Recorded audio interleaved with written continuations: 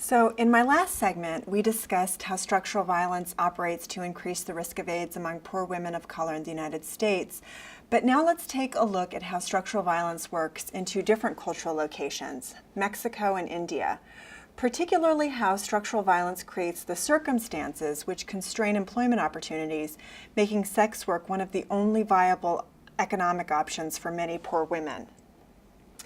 According to data from the 19th International AIDS Conference, female sex workers have a 14-fold higher increase of HIV infection as compared to women of a similar age in the general population. Rates are especially elevated in some countries including Bangladesh, Benin, Cambodia, China, Guinea, Guyana, India, Indonesia, Malaysia, Mauritius, Mexico, Nepal, and Senegal.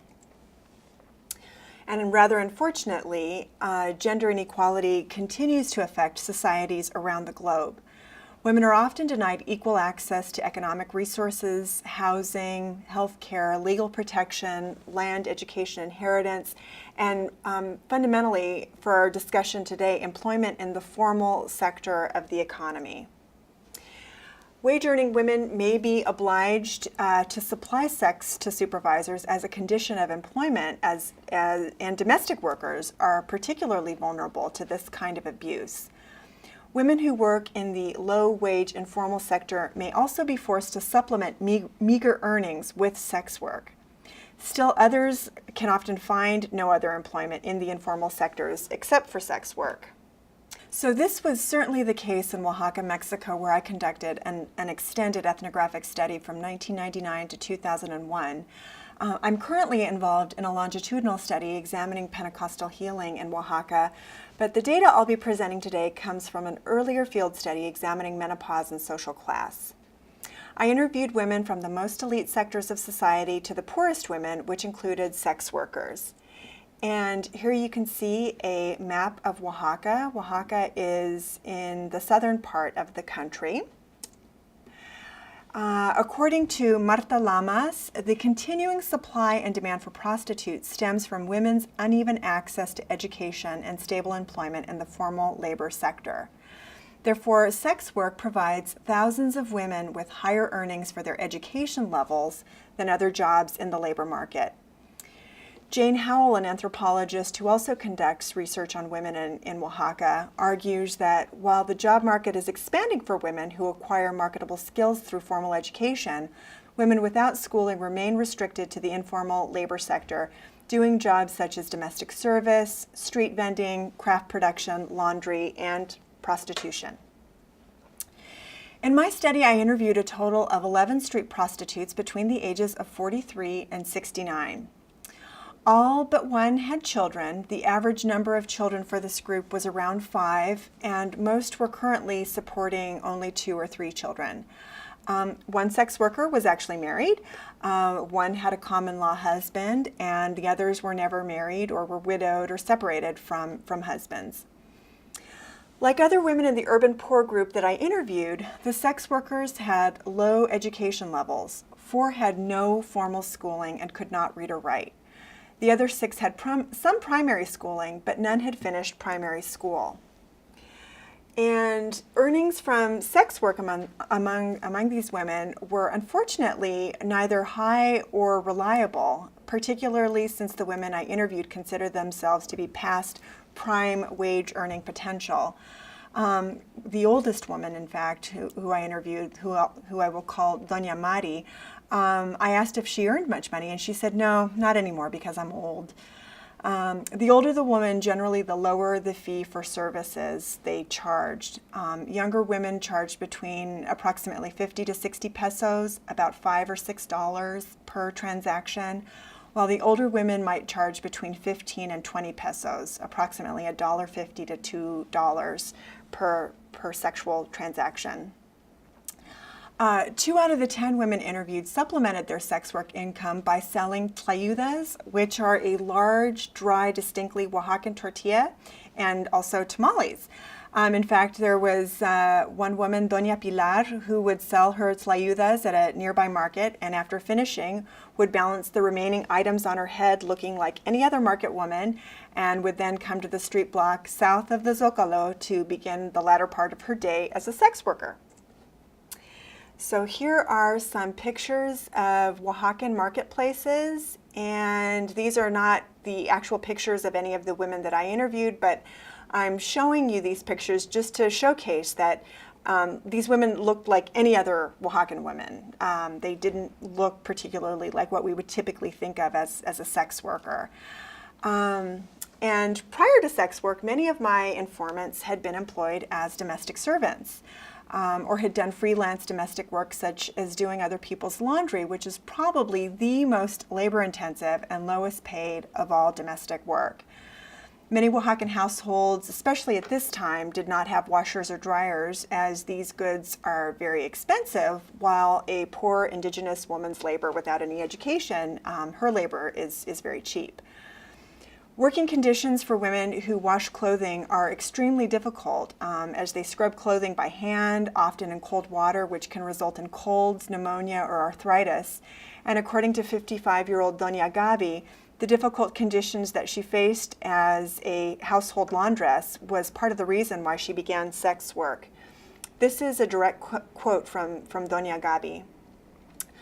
I worked in houses as a laundress for a long time, but I got a very bad cough, so I left, and a comadre who worked on the street brought me and said, "Come on, so you can help yourself." I had a son in an orphanage that I couldn't get out because they only paid me 15 pesos to eat. And with two children, this didn't pay for anything. So this is why I went there to street prostitution, to get my children and to send them to school, to survive. They have not been left without studies. I wanted them to study because I felt very sad about not being able to read or write, and I didn't want my children to be the same as me. Now, well, they say that necessity has the face of a dog, and here I am. My informants stated that they always preferred to use condoms, knowing that this offers protection from sexually transmitted diseases, including HIV/AIDS. But if a potential client was unwilling to buy or use one, and if this meant the difference between earning money that day or not earning money that day to support one's family, then the women would allow their client not to wear one.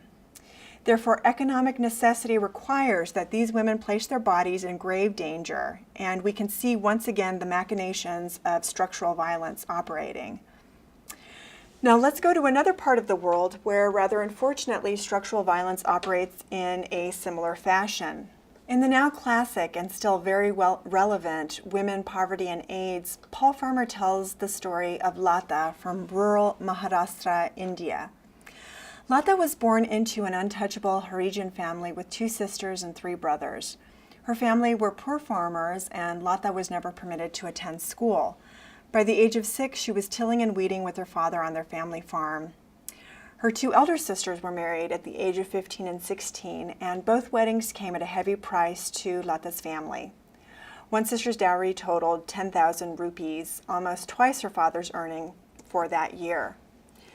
Both marriages forced her family to turn to the local moneylender, a man who maintained interest rates as high as 25% that compounded quarterly. Lata's father was already faced with selling off his tiny plot of land in order to service his debt and lived in fear of another wedding. In India, there is the cultural practice of a dowry where the bride's family actually has to pay money to the groom's family for the wedding to take place. Lack of rainfall in that particular year left Lata's family in the worst financial state it had been in. Her father began to drink more and became more abusive, and Lata remembers him yelling at her mother, cursing her for bringing yet another daughter into the family. And one day, a man named Prasant, a dalal or middleman, came to Lata's village and asked the local moneylender which families with young daughters were in debt. Prasant, like other dalals, then approached the male heads of families claiming to have work for their daughters as servants or seamstresses in Bombay or Mumbai. Prasant told Lata's father specifically that he would give him 11,000 rupees as payment for her to wash dishes. he said that the girl would be able to mail the money back home every month. So Lata packed her bags, packed her 2 cotton saris and her bangles and sandals, and left for Bombay in the morning. When she arrived in the Kamathapura district of Mumbai, she was about to become one of its 30,000 sex workers. And here are some pictures of this particular area of Mumbai. And one little note about Lata's story mentioned in Women, Poverty, and AIDS is that she did eventually become HIV positive and is an outreach worker to other sex workers in India, advocating more services for these women. There are some interesting debates about prostitution within feminism.